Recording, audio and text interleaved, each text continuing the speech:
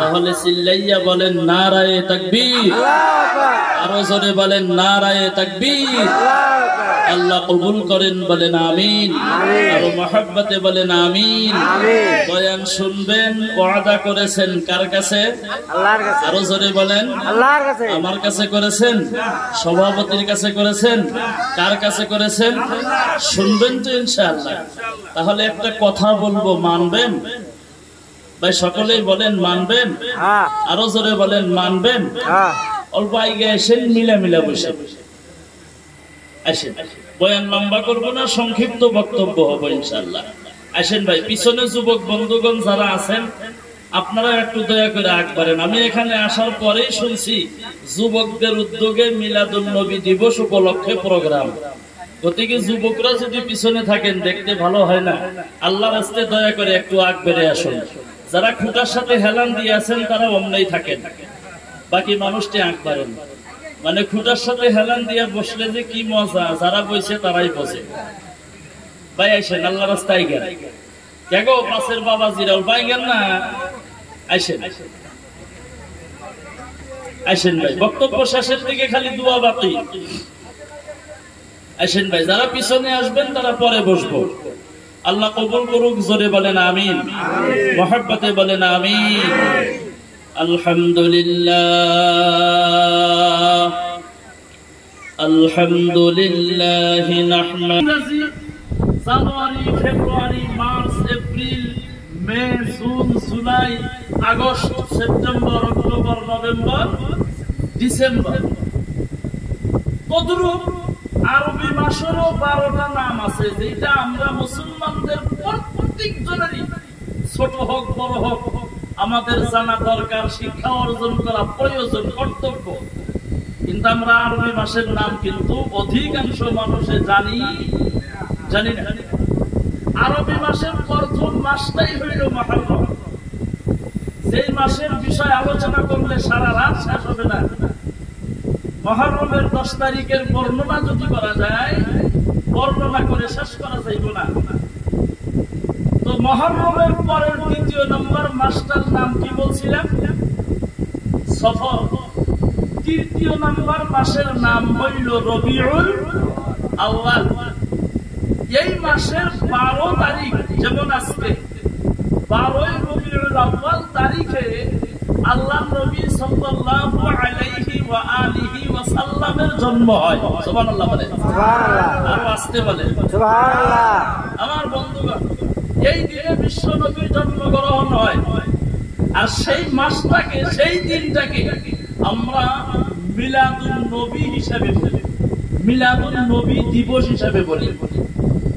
কিন্তু এই বিষয় যদি আলোচনা করা যায় লম্বা, এই দিনটাকে কেউ কেউ বলতেছেন মাউলিদুন নবী, কেউ বলতেছেন মাউলিদুন নবী, আবার কেউ বলতেছেন মাউলিদ, কেউ বলতেছেন মাবুলিদ। এক একজনে এক একটা বলেন। আমরা বলতেছি মিলাদুন নবী, ঈদে মিলাদুন নবী। এখানে একটা প্রশ্ন বলে কি, ঈদে মিলাদুন নবী কেন বলা হয়? আমরা তো জানি আমাদের মধ্যে ঈদ কয়টা, কথা বলেন কয়টা? দুইটা।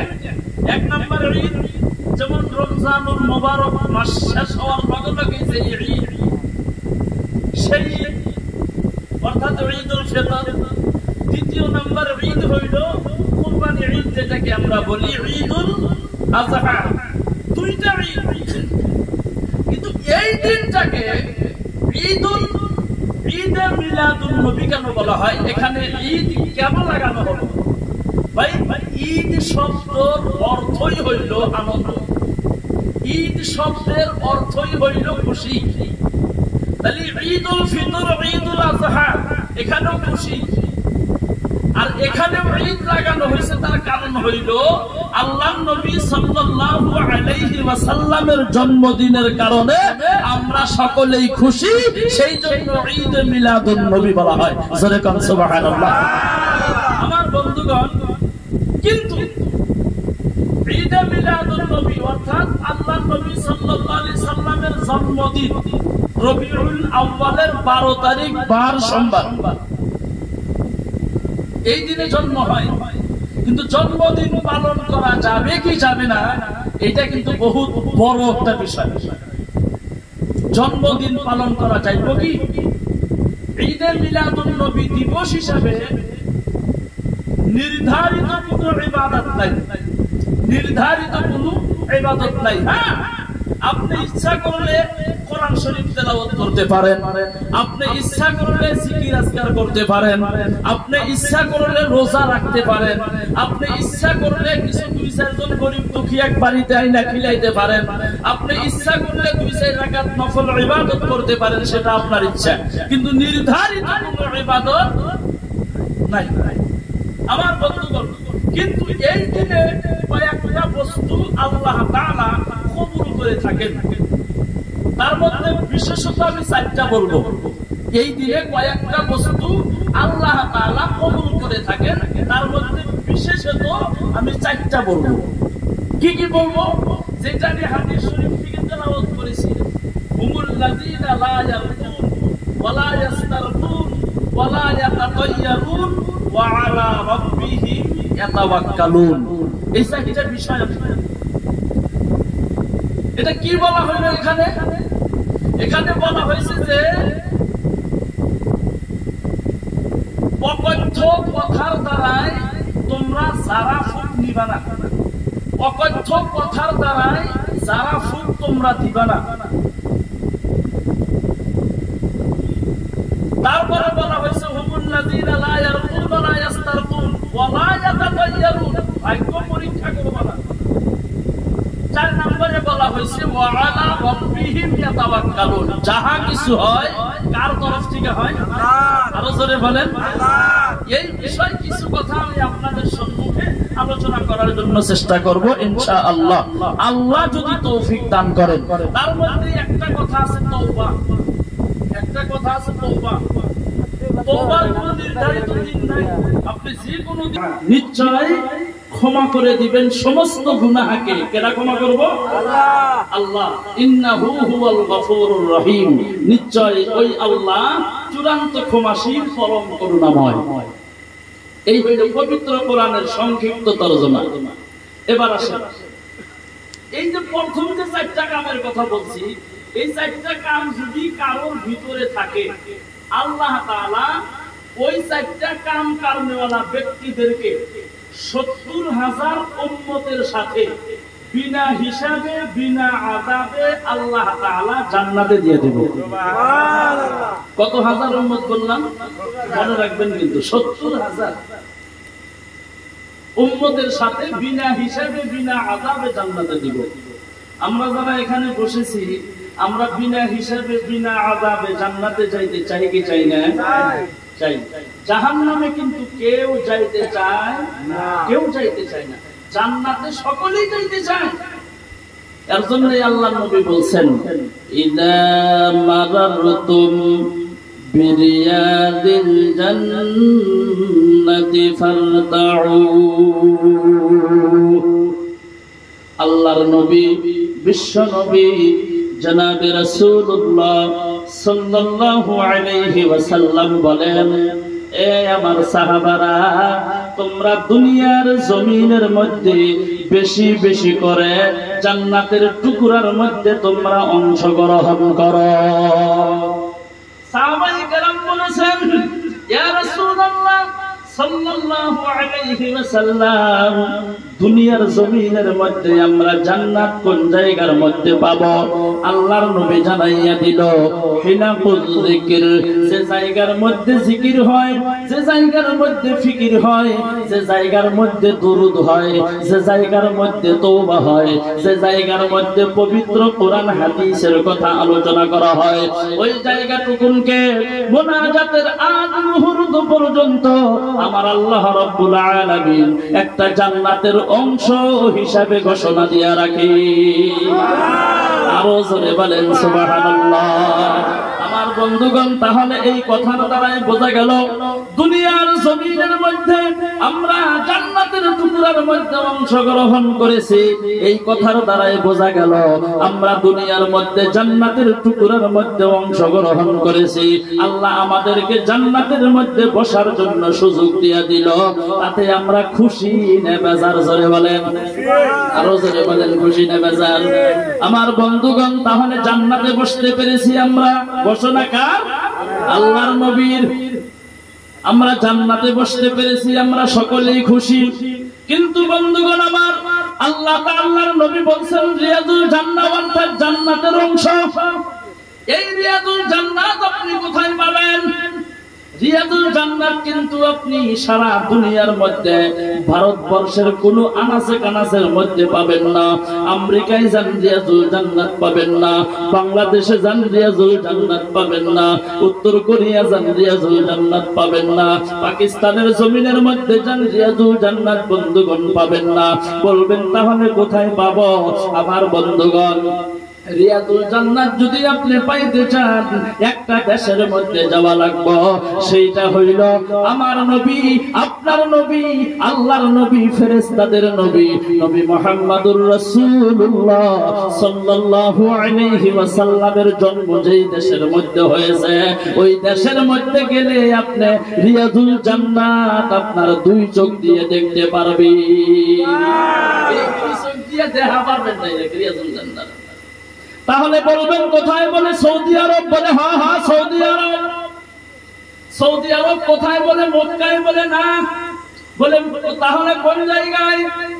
উহুদের ময়দানে। বলে না। তাহলে কোন জায়গায়? জাবালে নূর পাহাড়ে। বলে না। তাহলে কোন জায়গায়? বলে গারে হেরা, যেখানে পবিত্র কোরআন নাজিল হয়েছিল।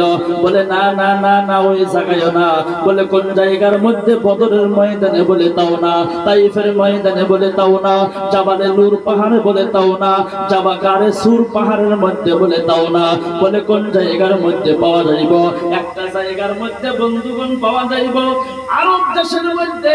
আমার বন্ধুগণ, শুধুমাত্র রিয়াজুল জান্নাত যদি আপনি দেখতে চান, মদিনাতুল মুনাওয়ারা, মসজিদ নববী, আল্লাহর নবী সাল্লাল্লাহু আলাইহি ওয়াসাল্লামের যেই জায়গার মধ্যে রওজা আছে গো, ওই রওজার সাইটেই বন্ধু আপনি দেখতে পারবেন রিয়াজুল জান্নাত। জোরে বলেন সুবহানাল্লাহ।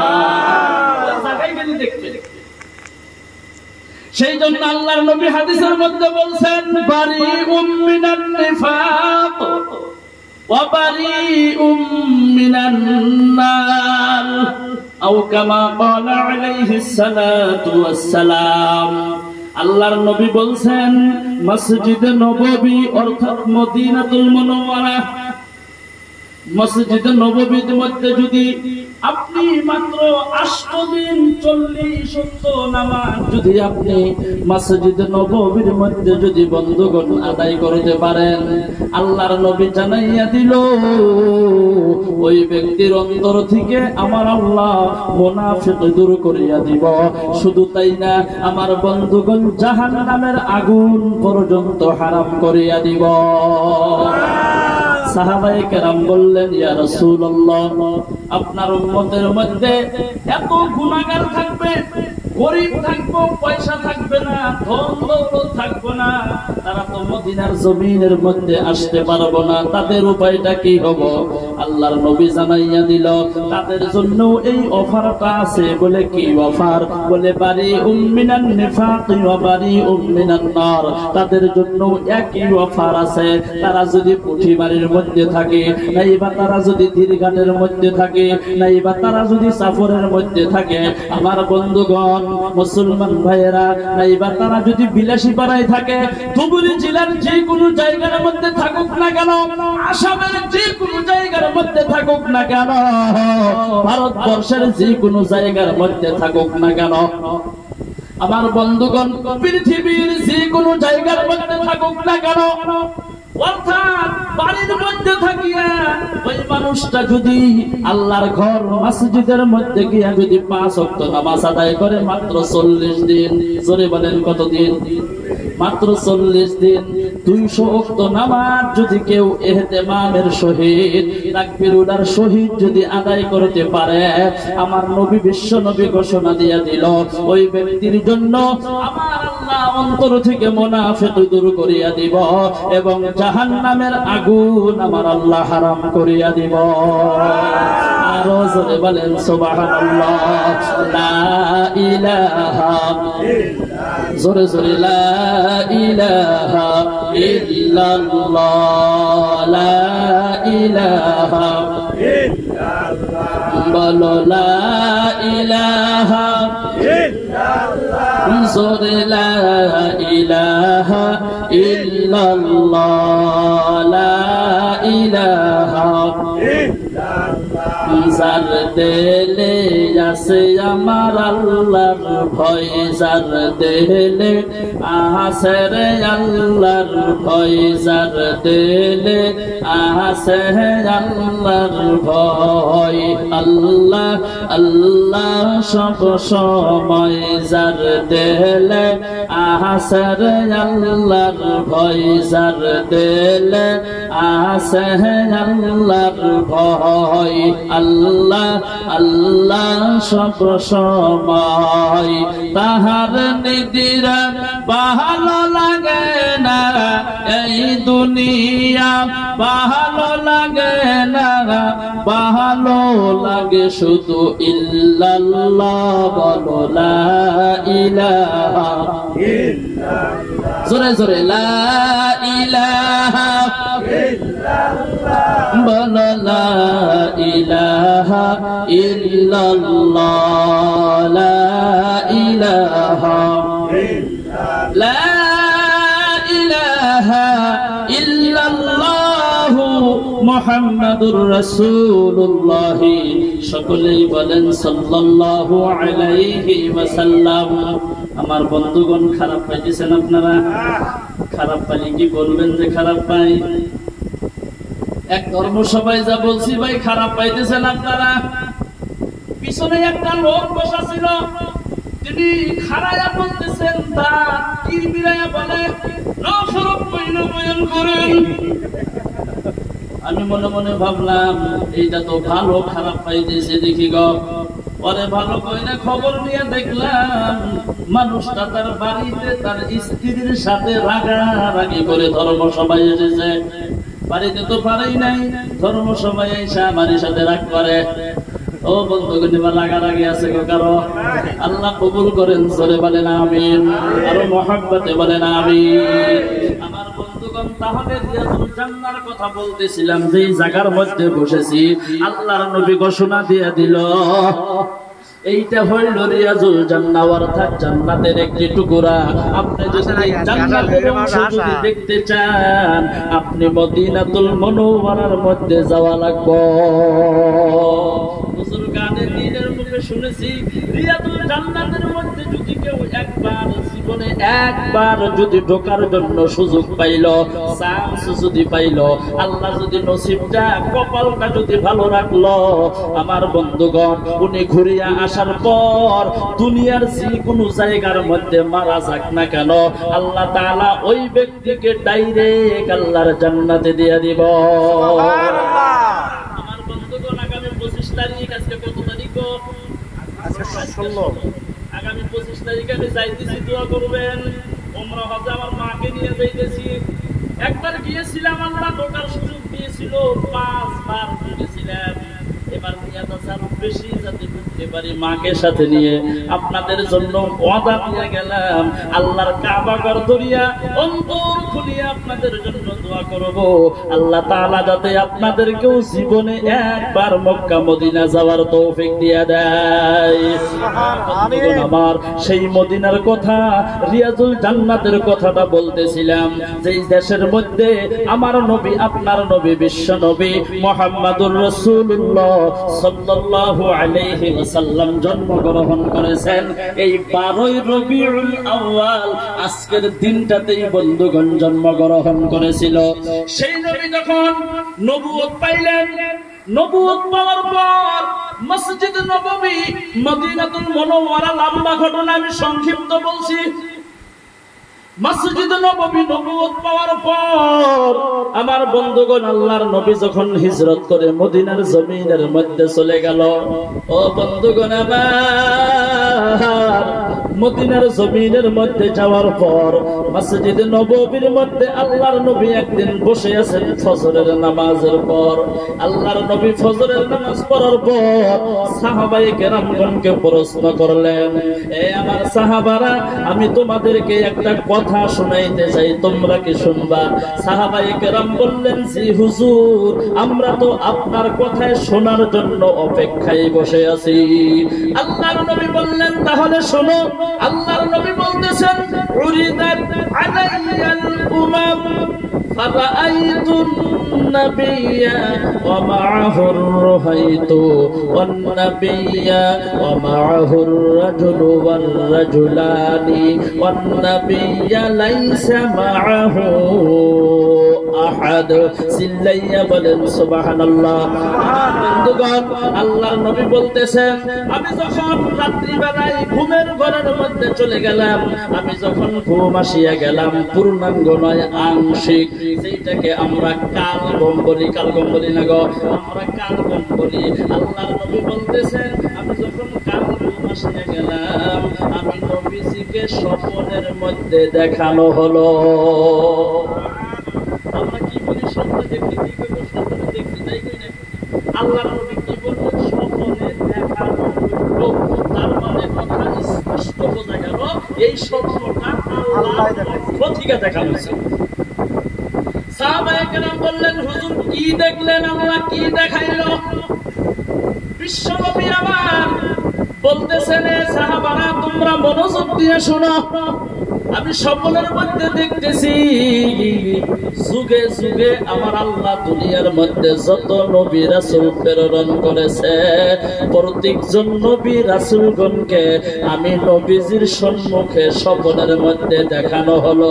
আমি দেখতেছি গো, কোন নবীর সাথে একজন উম্মত আছে, আবার কোন নবীর সাথে দুইজন উম্মত আছে, আবার কোন নবীর সাথে একজন উম্মত নাই, আবার কোন নবীর সাথে একটা বড় উম্মতের দল আছে।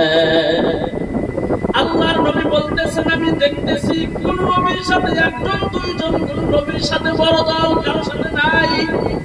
আমি নবীজি চিন্তায় পড়ে গেলাম, প্রত্যেকজন নবীগণকে দেখলাম, তাদের উম্মতদেরকে দেখলাম, তারা যার যার উম্মতগণকে লইয়া এবার জান্নাতের দিকে রওনা হয়ে গেল। তাহলে আমি নবীজির উম্মত বলেন কোথায়? আমার বন্ধুগণ, স্বপ্নের মধ্যে হযরত জিবরাইল স্বপ্নের মধ্যে আল্লাহর নবীর সাথে আছে গো। আল্লাহর নবী যখন বলছেন, আমি নবীজির উম্মত বলেন কোথায়, এই কথা বলার পর একটা সাইডের মধ্যে বিশ্ব নবীর নজরটা চলে গেল। নজরটা যাওয়ার পর ওই জায়গার মধ্যে দেখতেছেন, একটা ধরে নেন হাজার হাজার একটা উম্মতের দল দাঁড়ায় আছে। আল্লাহর নবী মনে মনে খুশি হইয়া গেল, এই যে হাজার হাজার উম্মতের দল দাঁড়াইয়া আছে গো, এই হাজার হাজার উম্মত গুলিন বুঝিল আমি নবীজির উম্মত হব। আমার বন্ধুগণ, স্বপ্নের মধ্যে জিবরাইল জানাই